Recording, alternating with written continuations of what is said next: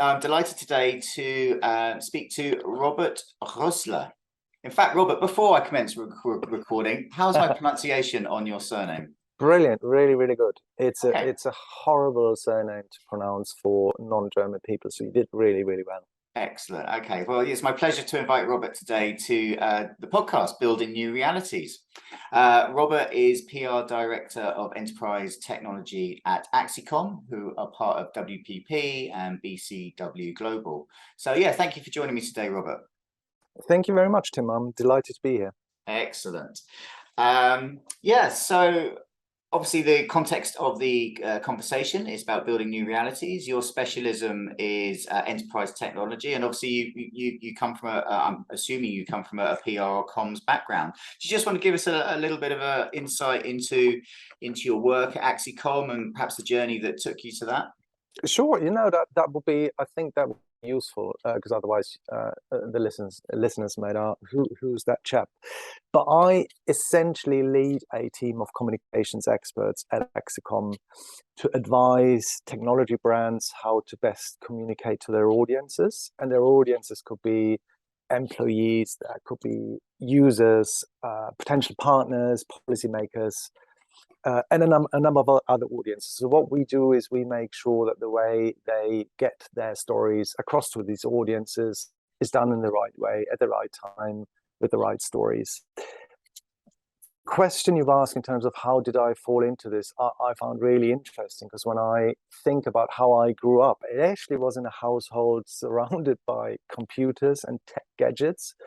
And when I say tech gadgets, it's not very fancy. We're talking like floppy disks and hand scanners and that sort of stuff. But it seemed to spark a natural interest in how these things work, I reckon. I always, and that's still, that is still valid to this day. I'm much better at remembering numbers than names or faces. So when I was quite young, I started coding, because that to me was a really logical way to, you type in something which is sort of numbers based, and you say, if this happens, then go here, and if not, then go there. Made absolute sense to me. So I was quite young, probably about 6 or 7, when I started coding in BASIC, which is one of the most basic programming languages, but really cool at the time. And then my best friend had a C64. We copied lines and lines of numbers and letters from magazines into this little machine, and we created and we programmed games, and we hacked games in terms of giving us unlimited lives to, I don't know, summer games and that sort of stuff. And then I think it just went on from there in terms of, and I'm not a programmer at all. I just liked creating content, I reckon. Then when I was, I guess, about 18, 19, took an absolute break from technology. I don't really know why in hindsight, but I just focused more on sports and other things for a number of years. Then at some point, as many people, I was faced with the question, what do you want to do? Where do you want to go? So I wanted to go into journalism, fell into technology PR, which is kind of related to journalism, and kind of rediscovered my interest in technology. And I think this is why I've been doing this for about 20 plus years. Still absolutely fascinated by, trying to understand tech in a way so that I can talk about it. Interesting, thanks for that. So yeah, you've been in technology PR for 20 years. How have you noticed because obviously part of the sort of common narrative at the moment is like, oh, everything's moving so fast, things are developing so fast. From your viewpoint, what has the cadence been like? Does it feel like cadence has increased, or because when we started from the era of BASIC that you're talking about, just doing quite small advances were very significant, and perhaps now the same amount of effort, because we're now building on 20, 30, 40 years of technology development, we seem to get these sort of quite big leaps every year, particularly in some areas, right? So if you look at something like drone technology, over the years, every year it's just sort of improving or becoming smaller incredibly. So the question is, from your viewpoint, what do you think about this narrative around cadence of technological change? I mean, I still believe in Moore's law, and not necessarily just in, microprocessors, but in literally anything in technology. And I think wherever you look, the cadence or the frequency of technology development it just continues to increase, and that's absolutely stunning at times. There is now, I was talking about BASIC, which is a really sort of labor intensive way of trying to tell a machine what to do, and quite often that doesn't really work. But now there's this whole concept of low code or no code, where anyone will be a coder at some point. And when you look at kids and what they learn in primary school, that is stuff I would not have been able, I'm probably still not able to do at this point. So I think technology makes a lot of things much more accessible these days, and that is based on this sort of rapid sort of development. I didn't realize when I started working in tech PR, because everything that was there was just changing, and there was a new product and a new technology. And I think when you're in the situation and someone says there's a new storage protocol, it just doesn't sound very revolutionary. But effectively what it did, it then kicked off a whole new era of us being able to manage data in a much better, in a much faster and cheaper way. So I think, in hindsight, yes, definitely. I mean, it's just the acceleration is definitely there. It's really hard to kind of keep up to speed with things, but that at the same time, I guess makes it and keeps it fascinating for me. Mm-hmm. Yeah, and I guess we're seeing such incredible developments in a number of fields, like I mentioned drones, and then I looked on the XCOM website, and obviously you're doing a job with Nibot, who are battery and energy storage. And as someone who's just been camping in the last week, and when I found out actually our pitch this year didn't have a hookup on it, I was like, I'm going to need power because I've actually got to finish some work. And just do a quick look online, and you find these portable storage units. There's two that come to mind: Jackery and Bluetti. And you're getting you're getting 200 watts up to 2,000 watts in these units. So I just got one of those delivered to the campsite and was just able to get it charged up in the office and run my bits off that.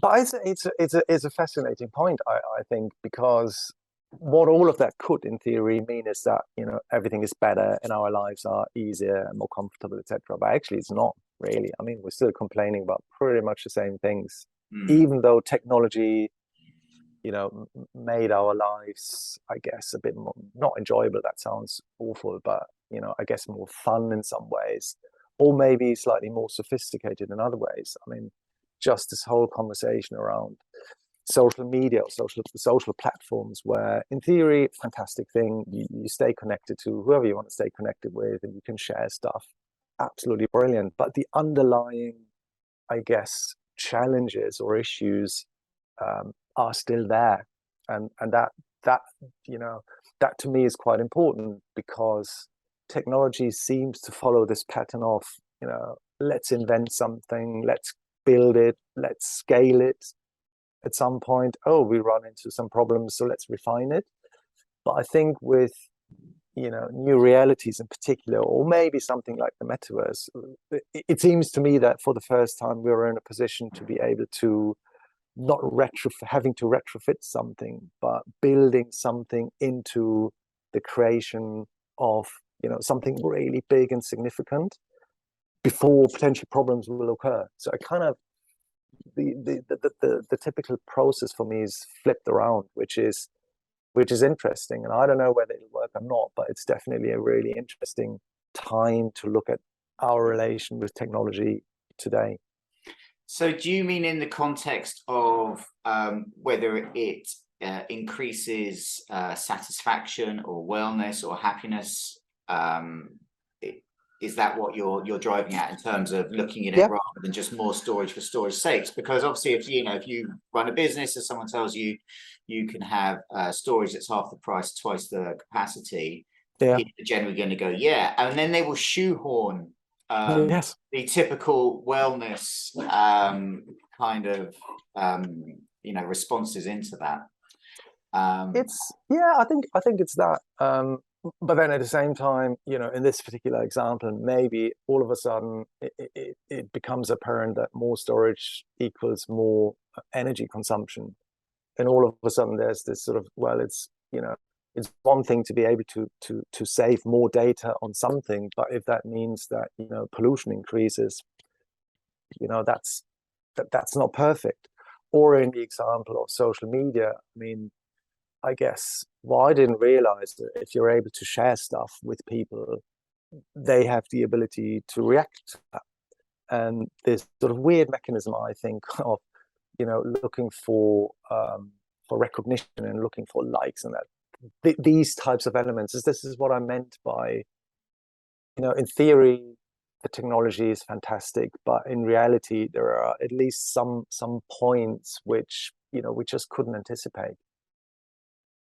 Yeah, the unknown effects are part of the human experience, aren't they? Very true. And I think and I'm really interested in psychology of mind, perception, stoicism, and this is one of the greatest computers ever built, but its code can go awry, and Yep. and you Yes. often need to be issuing patches quite often. Yes, I agree. You've touched on the metaverse, the M word. So I'd love to know what it means to you, but I think also your point was really interesting about how is there a moment where we sort of stop, and with the knowledge that technology has unforeseen circumstances, and trying to put wellness at it. What does the metaverse mean to you? It means a couple of things. And professionally, I think it's very simply a huge commercial opportunity for some of the brands I work with. But at the same time, it's super interesting from a marketing and comms perspective in terms of, is that a channel that could make it easier for me to relay stories and messages to specific audiences? Or is it I guess, platform whereby, audiences will be able to be marketed at in a maybe in a better, in a more transparent way? So I look at it from a professional point of view as a big potential. From a more personal point of view, I'm just curious. I just find this idea of my voice, as quiet as it will be or as it is, to maybe be heard in this whole sort of current noise around how will the metaverse actually look like? Is it is it going to be called the metaverse? Is it going to be called differently? It gives me a slightly strange sense of empowerment to be able to stand here right now and talk about it, and be able to voice what I think could go wrong, and voice what I think it should rather be, with the potential of that being incorporated at some point. So I think it's great. I think no one really knows, I would assume at this point, how the metaverse will actually look like, and that's not a bad thing, because if 40 years ago someone would have said, Tim, I'm putting something together, I think I'll call it the internet. What do you think? That would have been impossible. It's a nice sort of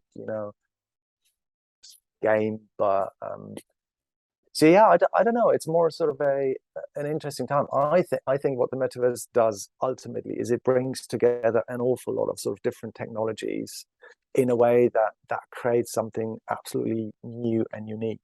And by that I mean it's the infrastructure bit, so the whole the data center, the data processing layer, to make sure that whatever the experience is, it gets from the creator to the consumer. It's the the AR, VR, how do you consume content? Do we need glasses, or are our mobile phones, is that the best way of being in the metaverse?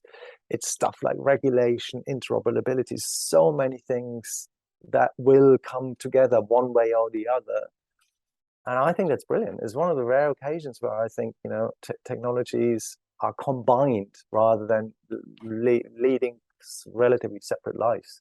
Yeah, I think that's why it's perhaps been given this sort of new moniker, because you could call it Internet 2, and well, obviously people are calling stuff Web 3, but I think that's slightly different in where I spend most of my thinking. Yeah. With the metaverse, but I think it's the confluence of technologies that you've talked about, because in some ways, and I say this with a bit of a sort of XR or immersive bias, towards being fully immersed, so VR. But yeah, it's coming together of the data center, the hardware, the content. In some ways, it's kind of like the evolution of the internet and TV, right? We've all sat in front of TVs for years. The internet's been happening. It's like, oh, well, why don't you go and stand in the TV and hang out with your mates there, or people you haven't met? And that's pretty simply the leap. It's like get involved in the space that we've all kind of sat back passively looking at, and that has been the the sort of cornerstone of family or social gatherings for the last 50 years, is just taking a step forward. Very true. I think what I'm learning as well is that what a younger generation defines as a social gathering doesn't always correspond with mine or my definition. And by that I mean, I don't know, playing FIFA with your friends, which is really cool. I mean, it's quite immersive. And I'm not a gamer myself, but when I look at sort of people doing something together, they're in different places, and they are geographically isolated from each other, but they do communicate and they do something together. And I think this is maybe what new realities achieve, is sort of bridging that. When I think back and I've called someone in my family who lived in a different city or whatever, that was like a Sunday evening sort of, it was like a moment, wasn't it? You probably exactly. planned it. It's like 7:30, we'll call blah blah in Australia or whoever, and we'll get around the phone and we'll pass the phone round and hello auntie. Yes, exactly. And I think there's obviously a lot of like beauty in that. It's sort of really, really nice stuff, but it wasn't sort of, it felt very isolated in a way. At least that's my experience. But these days, now, when in particular gaming, again, I'm not a gamer, but I find it fascinating, the amount of sort of stuff that is happening in that space, where it is genuinely mind blowing to watch how gaming evolved over the last decades. It's incredible. I mean, when I should probably do that. I should speak to my friends of young age and try to dig out what we did at the time, and just to have a laugh. I mean, compared to what is possible today. And this is why, for example, it amazed me. You will have seen the Horizon Worlds launch a couple of days ago, and I think a lot of people made fun of that, and I think for all the right reasons, because I think graphically there are certain expectations we all have, and I have, and this probably comes from watching movies where you can't really you can't see the difference anymore between sort of real stuff and computer animated stuff.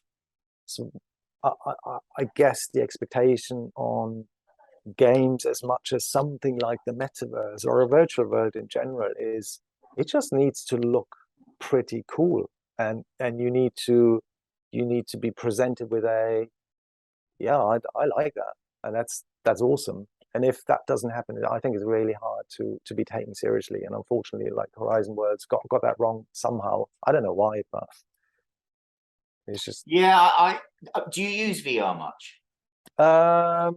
No, is the honest answer. I use VR, I guess, primarily to understand it better and to keep up to speed with what is possible. So I do, I use VR, yes. But I think for me, it's more important to understand and put that into relation of what that means to me personally as well as professionally. If I, sometimes I guess there are instances where some of the brands I work with have a technology that is really hard to showcase unless you're there in like a physical room.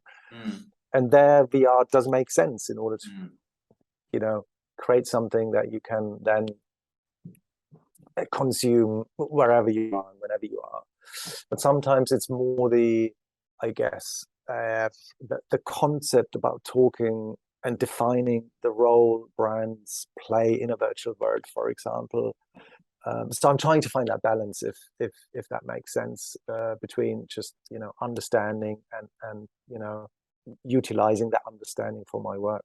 And have any of the brands you work with used VR? I mean, we have a bit of a mantra at Future Visual, which is providing access to situations and scenarios that are physically impossible or prohibitively expensive. So Yeah, we've done that in terms of high risk, high value training. So we've built environments for aviation because obviously yeah, difficult to simulate different weather conditions or different accidents happening. And then actually just done a job for HP recently where it's just presenting a big industrial printer. So there's like a sort of 6 meter long printer, of which there's only 2 in the world.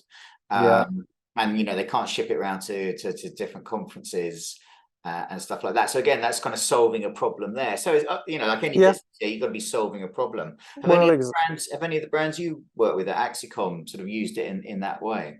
yes, yes, very. I guess some examples are similar in terms of recreating a bit of hardware which otherwise wouldn't be possible to showcase in that extent. Um, we're currently working on a number of things which are, I think, going more into a virtual world type segment in terms of uh, you know relaying to audiences why, for example, having it sounds very generic and very obvious, but why having really sort of good internet connection is one of the requirements for a virtual world or the metaverse in general. And some of the brands offer that one way or the other, so they provide internet connectivity and bandwidth. And so we're currently in the process, and I think that's going to be really interesting to see how that will actually look like, to try to come up with ways to visualize that in a slightly better way, other than saying, yeah, I mean, actually what we offer is some cables and that's it. I think for me what's really important is the storytelling element, and talking less about the technology and how it works, but much more what it achieves and why it's important to use that technology in order to create efficiencies or whatever that might be. And to be honest, sometimes that's really hard to I guess sort of virtually demonstrate. Sometimes it's easier and it's more relatable, sometimes it's not. So again, I think it's finding the balance. Short answer to your question is yes. I can't There's a couple of things which are in the making, so it's a bit pointless for me to kind of try to describe them without being able to go into specifics. Across WPP though, and this is maybe an interesting point to make, I'm part of a WPP metaverse working group, and that's a collection of experts across all different WPP operating companies and marketing disciplines. There are numerous examples where clients are working with WPP to create their own virtual worlds, to do stuff in Decentraland or the Sandbox, or anything relatively small, from building and then offering skins for particular games to creating snap lenses. So it's a broad spectrum. There is an awful lot of investment into making sure that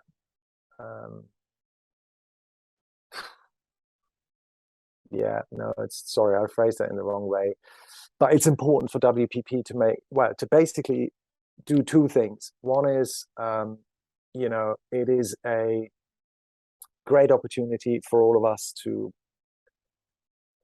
look at sort of virtual realities, new realities, from a how how can we help clients to navigate that?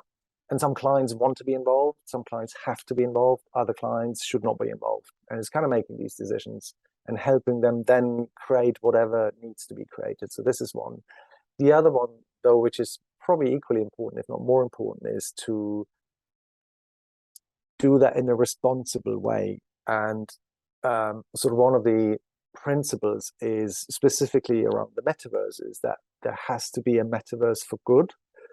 And by that, we mean creating something and then promoting something, I guess, that is accessible, that is open, that is welcoming to everyone and gives everyone a safe space.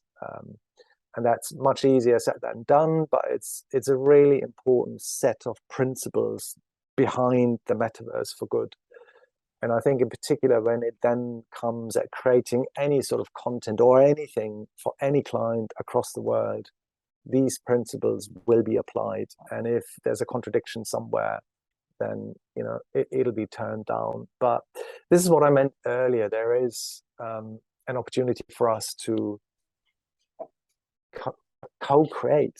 And if we're not paying attention, and if we are not creating these principles for us to adhere to, that could be really dangerous, and the outcome could be bad, and this is what no one really wants. So I think it's better to be agreeing on things beforehand and then rolling them out. Sorry, it was a very long answer. No, it's good. It's really interesting. I think so the metaverse for good, that's kind of like an internal structure you've put together at WPP. Yes, but it's externally used as well. So, when there are client presentations, or there is WPP communications as well as communications from all the different operating companies, then it is a slogan that is applied externally as well. And I think that's really important because, yes, it gives us something internally to, it's just in place internally, but at the same time, it's a really good positive message for our audience. Yeah, it's great. It's a good thing to anchor on. I was going to see, like, how far do you workshop that? Do you start looking at like what are the current negatives in the negative space, which largely falls into to trolls, and I mean, you do start to get repeated patterns of the worst bits of human behavior amplified because there's no immediate kickback, right? Because you're all virtual. You can just do what you like. And sometimes I've seen that with clients in the past, subconsciously. Oh, excuse me, someone's gone on my door. Let me just get that 1 second. I'll return. No problem.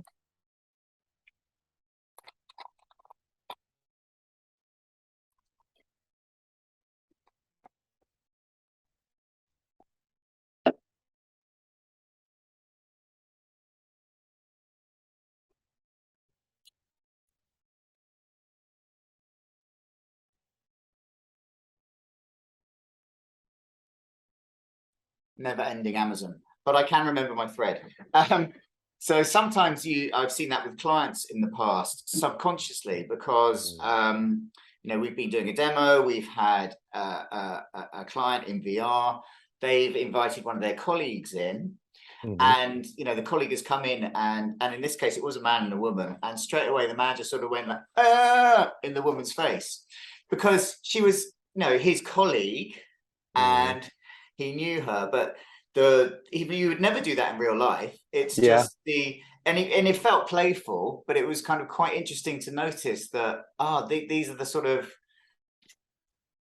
actions with no consequence that can take place, and so that could take place in the context of speech, but and just physicality. So in some ways it can really amplify our tendencies, because obviously unconscious bias, and when we're in a room with someone, we're much more aware of like the little gestures, and we're more in tune with them. And when they're an avatar, we're just a bit more gross, we're just a bit less sensitive. I think we're a bit more toddler like, going around sort of picking stuff up, smashing it, these behaviors without consequence that can be amplified. I totally agree with you on that. I think so. When I as many people, at some point Second Life came along and it was the best thing ever. And I created, I think, a couple of avatars. I found it really funny, and I really enjoyed exploring that world. But the big thing for me was, and that still resonates with me today, is like 20 years later, is that the community never appeared to me to be, it always appeared to be really like nice and supportive. And I think that's the thing that well, kept Second Life alive to this point. Whereas I think some other virtual worlds, for whatever reasons, I don't know what the reasons are, but seem to be maybe, I don't know, not necessarily attracting different types of people, but maybe just encouraging that sort of unwanted behavior a little bit more. I don't know. But I do think, there are community principles or maybe mechanisms to shape behavior and get rid of some behavior. But what it does mean is that there needs to be a consensus of that community how everyone should be behaving. I think if you don't have that, it's hard to some things might be harder to control. I mean, you gave a really good example. I think an unconscious bias is something that fascinates me as well, and I think it's really hard to get rid of. Well, it's probably impossible to get rid of any bias because it's hardwired. But I think what we can learn is to accept that and then think of ways how to maybe react slightly differently in different situations. But there is a point when you're not, I guess, physically close, that some of the really good intentions may just disappear. It's interesting. It's really interesting. And the sort of relation we have with technology and what that means for us and what that means, I guess, for our relation with other people is, I think, it's absolutely underrated. It's such an important field, and I think there needs to be much more research done and guidance maybe provided, because it sometimes feels as if the internet was just, here it is, off you go, do whatever you want. And that, in the vast majority of situations that happen, really great stuff came out of the internet. But obviously there's always this sort of area of, do we really want that? No, we have to kind of deal with that. So yeah, it's fascinating. It's a fascinating place and conversation to have. I mean, you're part of a large organization, obviously WPP are huge. Do you see within the context of building new realities, and as you just mentioned, we all sort of run forward with technology because we're humans and we like solving tasks and we're list driven, and technology is the sort of perfect mechanism for doing that. Whereas the antidote to that is being in a room together with people and just sort of engaging with them, but without an agenda, without tasks to do, without a list. Now, obviously, we're seeing that in sort of diversity and inclusion, but that's addressing a sort of separate set of issues. And I'm not a part of a big organization at the moment, so you don't know how much of that is kind of reactive box ticking because it's something that HR has to do. I'm sure it comes from a genuine place, but there's always an element of like, oh, we need to be doing this, therefore do it in another task orientated way, versus just the antithesis of technology is just sort of hanging out with people, right? Just spending time with them without achieving tasks. Is there any attention given to that aspect of psychology within a big organization that you're in? To an extent, definitely. I mean, some of the guidelines or some of the policies are purely based on commercial, objectives. In other words, if we do stuff in a non-legal or in a dirty way, then that's a big problem, and no one wants that to happen.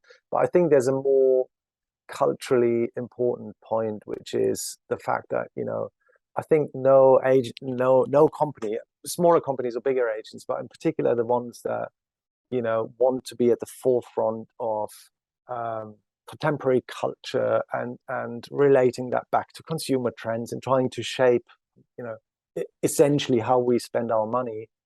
I think if you're not aware of consequences of behavior, if you don't try as much as that is possible to make sure that everyone who works for the company understands the potential consequences of their behavior, it'll be nearly impossible to survive, really. And a big company, we're talking, I don't really know, to be honest, 120,000 people maybe worldwide.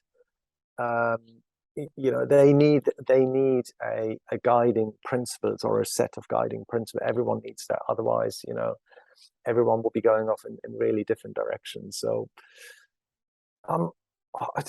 there is a lot of work that happens internally around sort of, unconscious bias awareness training, around, I guess, understanding certain situations and trying to understand certain risks associated with that. Obviously, the bigger a company, the more attractive it becomes for, hackers, for example. And the more employees you have, the more potential targets you have, and entry points and access points, etc. But I think, with training, you get everyone to a certain point of knowledge, but then comes that really vast gray area of, creating a sort of a culture of everyone taking accountability, of everyone being responsible, everyone being sort of, proactive in shaping that. Because I don't really know how else larger companies can be successful. I think, everyone who works for larger companies needs to be empowered, encouraged, educated, and everyone needs to feel that they play a role, and that's really important. And that's what WPP does really well, by the way. Cool, thank you for that. Just going away from that slightly, what have been some of your favorite VR experiences to date? I was talking about Second Life before. I think that's one, a very old school one. I think, when did Google Cardboard come out? 7, 8 years? Can't remember. A little while ago. I found that fascinating as well, purely because I thought, wow, this is cool, without actually knowing why I thought it was cool. So I think every time I see something, a VR experience, there's a number of things. Some of them are, I don't know what the word is for that, to be honest, but sort of internal work my colleagues share with each other, which is brilliant. It's like a blackjack game where you basically make an indication with your eyes, which doesn't sound very fascinating, but when you're in the situation, you think, oh Jesus Christ, that thing communicates with me, and it actually does what I want it to do just by blinking in a certain way. I find that brilliant.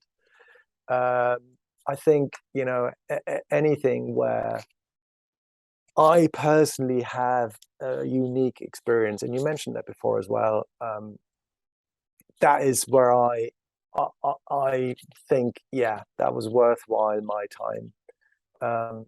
And I think that just, that's not just my point of view, but that's, if the metaverse becomes a place where, people continue to have sort of I'm not really sure what I'm doing here, and it's a bit, it looks a bit awkward, it's not going to fly at all. But if brands find a way to give people something which they can't experience anywhere else, yes, it'll become a massive thing. So it ultimately, all the technology aside, it comes down to experiences and this wow factor.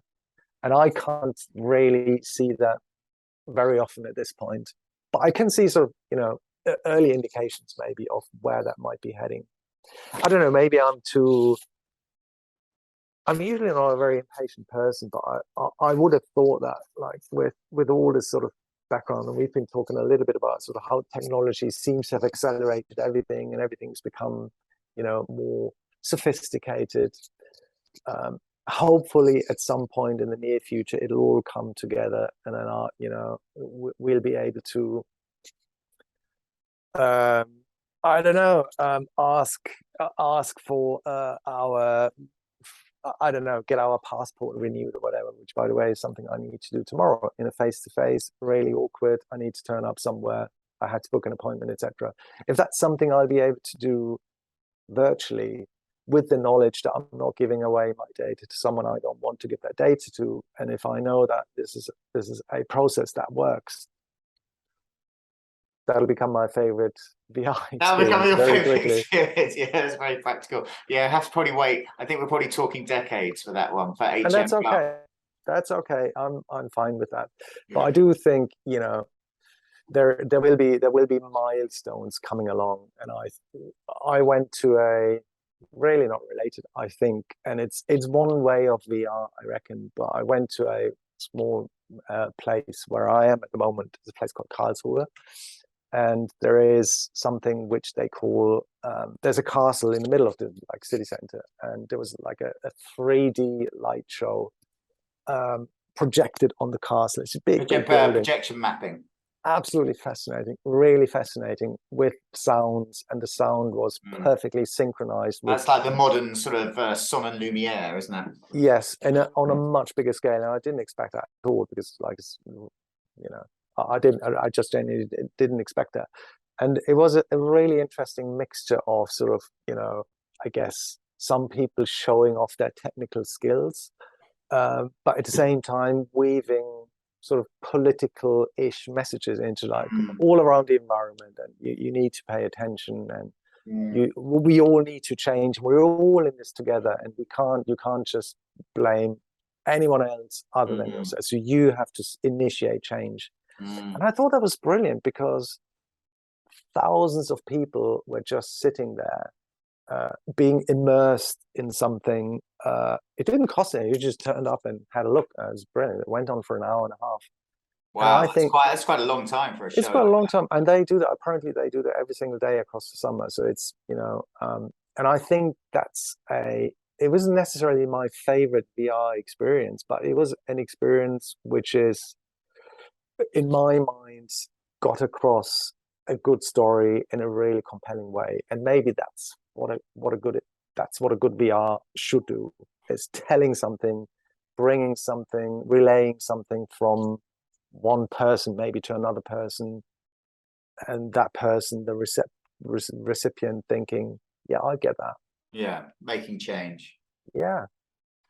So if you were to tell me about a project that changed your approach to the field, talking about essentially reaching people, right, and changing views, that's what you were just discussing there. That's what comms at its best is about. And I guess it ties, perhaps, maybe this is a bit like a day at the office for you, but like the segmentation piece is kind of quite interesting, with like there's a core message from a brand, and you've got to segment it. So if you tell me about a project that changed your approach to your field, was it the recognition that you were communicating to the wrong audience? Was it the recognition that actually perhaps you needed to communicate in a more potent way to a smaller number of people? Because generally my assumption would be, it's like, well, yeah, the more people you get it to, the better. But actually that won't necessarily affect change, right? If you get it to 10 people, it actually makes a change. That's going to be more effective than hitting 10,000 people who just ignore it.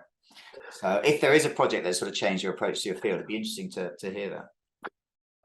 I always had this sort of, these questions, or I guess requirements, from anyone I've ever worked with, to say, I want to be in the FT, and their answer to the question why, sometimes wasn't really easy for me to understand, because predominantly, for me, it's more important that a story is told in the most targeted way. And that could mean, rather than the FT, with a sort of obviously a reputable publication with a large-ish readership, there might be 0 people within. Well, it's a vanity piece, right? I want to be in the FT. Most of the time, yeah. And to be honest, if you're on the front page of the FT, you've either done something really bad, or you don't want to end up there. But the point, early on, I always saw more targeted outlets, and we're talking about sort of really niche blogs, for example, when they sort of became a thing 20 years ago, as a much better channel than any other mass media, which I guess has been sort of proven by sort of data, and it's now much easier to kind of work out whether by someone reading something whether they do something. So it's much easier to work at, and I think I'm right. 20 years later, I can I've got a good feeling that I wasn't wrong at the time. But I think it ultimately comes down to telling the right story in an authentic way. If you're trying to, if you're having a hidden agenda, people will call you out, and that never goes down very well. So I think much more than thinking about the right channels, which is important, it's about thinking about the right stories, and they have to be believable, and they have to come from a company's heart, and they need to kind of relate to a company's purpose and all of it. Years and years and years ago, I got stuck with writing something, and I had a sort of technical question I couldn't answer myself. So I joined a LinkedIn group on cloud security, and I just typed in the question thinking, well, nothing's ever going to happen. Within 8 hours, or a very short amount of space, I had dozens and dozens and dozens of answers, and like genuine experts offering advice and offering their time, really, which I thought, this is amazing. This is like a community that is super supportive, and I think I accidentally phrased the question I had in the right way, so people were willing to answer, because what I did straight after, obviously, I thought, this is brilliant. Someone else is going to write my my byline for me, and that was an absolute failure, because no one responded to my other questions, because they weren't questions in reality. They were just, I think, me making a point and looking for confirmation. But for me, the realization that if you tap into communities in the right way, at the right time, in the right manner, and if you're honest and you're not trying to hide something, that creates something really, really powerful. And that's maybe the biggest insights I have, is just, communication has to be authentic. You can lie, but it doesn't really make sense, because, most people will realize that really, really quickly. I think segmentation is a really good point as well. And, obviously we've got now much better access to data to try to figure out, what does Tim read and do in his free time? And, how can we maybe, when you are following one of your hobbies, can we weave our messaging into what you do? And I think this is all brilliant. But again, if the story that is being told doesn't make sense to you, what's the point? So I think it all goes hand in hand. It's just become a bit slicker, but the requirement for us to be creative and to sit down and think and then craft stories, that'll never go away. So you haven't been tempted to, or have you looked at like AI writing? Because obviously the AI text generation tools are sort of getting more sophisticated. I played around with that a little bit, and just offering to neutral people two versions, one written by a human being, one written by an AI. You can spot the difference. It's hard, but you can, I think. It's weirdly, I don't know anyone who's seriously thought about doing that, just because, one, it would feel wrong, and secondly, I guess it would take something really important away from us, which is the requirement to continue to be curious, to continue to spend time reflecting on things, to decipher information, to put information together. If we were to automate that, we'd stop the ability to learn, or we take that away from us, and that by definition would make us worse in what we do. So I found it interesting. I found it really interesting, and it's a very tempting. You will have heard of the example of this chap in, I think, in the US, like a coder or a developer, software developer, who outsourced his job to someone in China, and he basically, got 100K salary and paid someone 25K and just did nothing, like generally did nothing other than sort of, managing communications between himself and his company. And I don't know. Yeah, I mean, if you're a naturally very lazy person, that could sound very appealing, but to me, I don't know. Well, I guess it's like. just volume. It's volume, isn't it? Yeah, Create more volume. But but obviously, as a company, if part of your specialism is understanding the field, then yeah, you're going to come a cropper trying to outsource all your stuff. well, Because after a while, like, oh, I don't know. I'll just ask the AI. We had a so look at it with our blogs because obviously to improve SEO, it's about volume. yeah, But actually, our SEO guy quite quickly went, nah, that no good. And he's very good. He's got us to like top rankings on keywords we've given him yeah. quite quickly, so he could kind of spot the feel of it and just went, no, it's wrong. I mean, it's interesting. I think it kind of, yeah, it is in line with my views as well. I think the biggest enemy we always had, we'll always have, is fake news. Yeah. And to me, AI, I know what you mean. I can absolutely see the point in terms of, content that helps drive traffic, etc. But the difference is that in this example, I'd be selling you, you'd pay me for me giving you something which I didn't do. Um, yeah, I don't know. I can see purpose somewhere, but overall, I think, if we collectively want to make sure that people trust us in what we say, and it's one of my big sort of aspirations, maybe to, I don't know how, but to kind of reinstill some level of trust into the media, because they've suffered quite badly. Because some people continuously talk about, oh, this is fake news, and but I think these are the types of layers whereby it's important to be aware, and it's important to kind of understand how it works, maybe, and the implications. But I So guess here's one for you, and I'm trying to get a bit of free consultancy here. We're about cool. to release a project for a client of ours that we've been working on for 18 months.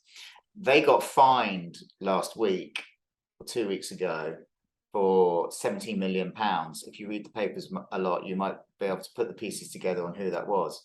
Okay. Because they're in the sports entertainment betting sector. Okay. And so we're about to do this big launch of like, hey, come and hang out with your mates and play free games for this company that's just been fined. Yeah. So, if I was to ignore that when we talk about it, if I was just to go, hey, try this, it's great, it's free, hang out with your mates, that news is quite fresh. But at the same time, do I then talk about that in the release around it? Do we go, oh yeah, we know they were fined 2 weeks ago, make sure you stay safe with your mates? But I mean, I guess in principle, I'd probably stay away from anything where your own brand could be associated with anything that could be negative. yeah. And if you can't, or if if you have to say something, it's always advisable, I'd say, to be factual, and quite often brief. So Brief, did you say? brief, yeah, just keep it brief, and keep it to the facts, rather than trying to add some level of opinion, or I don't know. I don't know the specifics, to be honest, but anything like that, I'd probably just try to stay away from a little bit, at least for the time being, in terms So of, just keep quiet. Yeah. I would, because if not, there is a danger, or there's always a risk that someone could try to piece things together on a different level, and they might say, well, you seem to be one way or the other supporting or endorsing even Yeah, well, you're seen to be endorsing it, because you're almost blanking it. And as a small company, for projects you've worked on for 18 months, you want to shout about them, especially if they're really good. But in this case, you could I think that don't pollute your own brand is an interesting point. And I think just leave it for a little while and see what I people. would, and stories die down really quickly, Mm. unless someone refuels the fire, then obviously not. But um, and this, by the way, this is a principle that I think it should apply to anything really. You know, um, if and it would be the same for us if there was this example about Heineken and their sort of really weird press conference where they were basically saying, "Oh, you shouldn't be here. You should be drinking beer in real life, and the metaverse isn't the place for every brand." And it didn't go down very well just because it was just very awkward, and it caused probably not much, but some reputational damage. I think whoever the associated companies were, it, they just kept quiet for a little while, and now they can start talking about different layers and different elements of the corporation. But you might get sucked into this sort of aha. This whirlpool, right, which you just want to avoid, because anything that's got Exactly. reputational damage that's self-inflicted is just stupid. Yes. Yeah. Stupid to Unfortunately, it is. get yourself into voluntarily. All right, great.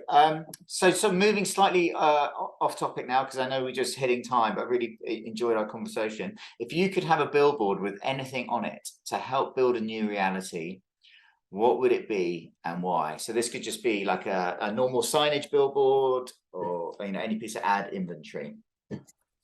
I'd love that to be an ad, probably a TV ad, or something with a lot of exposure, saying something like, "You're part of this, so be curious."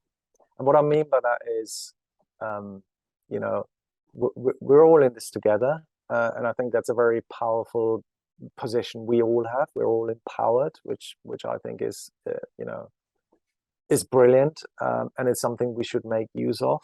I think what I'd like, people, that sounds very generic, but is look at technology in particular at an opportunity as much as a challenge. And I know sort of in recent times, it seems to me that many people look at sort of emerging technology in a very critical way. And that's absolutely right. And I think that's the right thing to do, is just to step back and look at the potential as much as you can look at sort of these are the things that might not be great. But quite often that means, in my experience, that people become like genuinely skeptical, and they turn or they switch off the potential, positives of new realities. And this is what I mean. I'd encourage as many people as possible to be curious and to be, just investigating and exploring. If at some point they figure out that this is not for me, absolutely fine. But if at some point they think, this, I can see the benefits here, then they've gained something. So it's maybe not the Cannes Lion award-winning ad campaign. Doesn't need to be. It doesn't need to be. I get the sentiment. I was just interested in the sentiment. Yeah, I find it really interesting. I think it comes back to what I saw yesterday. It's like, it's all of us. You can't just step back and say, "Well, I don't really care." Well, you can, but you take something away from yourself, and I don't think that's very clever. Cool, got it. If you had $100 million to spend on a social campaign, or social program, I should say, rather than campaign, no red tape, how would you spend it? I was thinking about this a lot. I would love for children to be educated how to preserve our planet, and to train people to go into schools, basically show what everyone needs to do, or everyone can do, not in a theoretical way, but more in a practical, here's the top 5 things for you to kind of really easily implement. I think it's really important to highlight to kids the role they will play in the future and in our futures. And that shouldn't mean that, we give them more responsibility than they should be given at this point. But I think it's really, really important to make children feel absolutely valued and positive about the future, and just make them realize that the future can be terrifically bright. I don't think that happens at this point. I think, in schools, things are being taught that are necessary, maybe, or maybe absolutely unnecessary. But, I'm kind of missing this positivity a little bit, and that would be quite, It's quite a choice, isn't it? nice. Yeah, exactly. And this sort of, wow, cool. You just told me I'm going to be great and I'm going to save the world, to use a very simplified phrase. Just tell them how to do that. You can't just expect them to understand and work it out themselves. We have to show them how to do that with our knowledge. Love it. Got any book recommendations?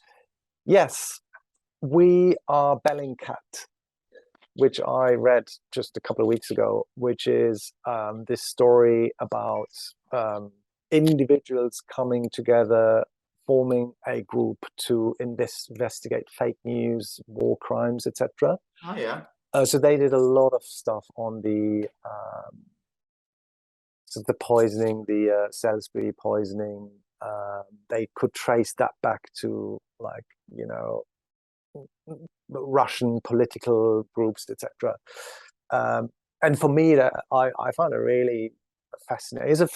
It's a really fascinating story. So you can read it from that level, but it also it's the underlying tonality is really positive, and it just makes the point that the internet is a good place, and there's really bad stuff, but if we want to, we can turn it into a good place. And that's important to me. That is really important to me. Is again, it's probably I really liked listening to myself. It's a bit of a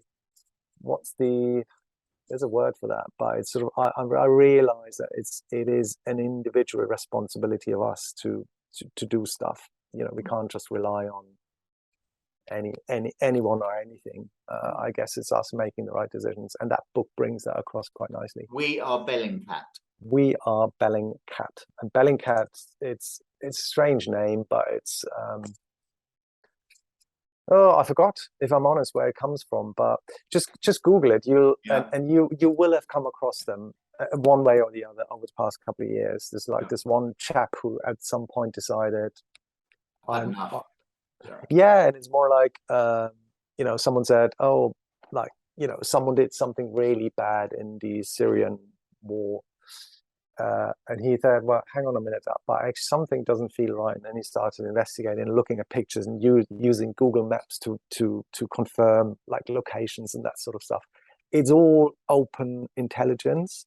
So nothing is hidden. And that's the point they're making as well, is that there's so much data out there, and everyone posts so much stuff on social channels that you can actually verify information just by tapping into that huge amount of data. And that's why he did. It's brilliant.